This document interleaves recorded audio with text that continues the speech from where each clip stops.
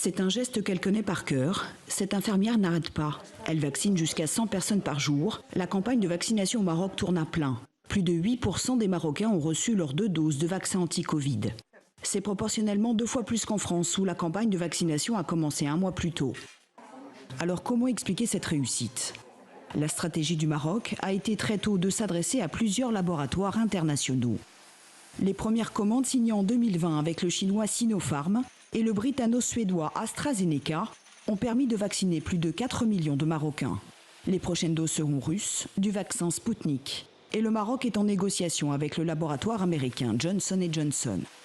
Le Royaume a ainsi évité la pénurie depuis le début de sa campagne de vaccination. Pour les experts marocains, cette stratégie de diversification des origines des doses ne suscite pas d'inquiétude. Au contraire, c'est un calcul sanitaire.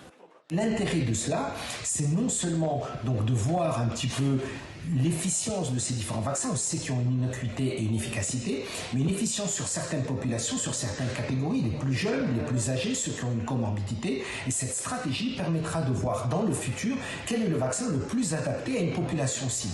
Donc c'est une bonne stratégie qu'a adopté le Maroc. Dans cette stratégie, l'État contrôle tout. Dès le premier jour de vaccination, 3000 centres de santé publique étaient opérationnels dans les grandes villes. Aujourd'hui encore, ils sont les seuls habilités à vacciner. Aucune clinique ni aucun médecin privé n'intervient dans cette campagne.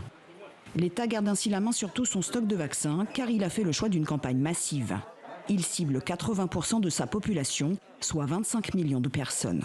Enfin, pour minimiser l'arrivée de nouveaux variants, le Maroc s'impose de strictes restrictions. L'état d'urgence est maintenu. Le port du masque est obligatoire depuis avril 2020. Un couvre-feu est en place depuis 3 mois et le pays a fermé ses frontières avec plus de 30 pays, dont la France et l'Espagne, à partir de ce soir, minuit.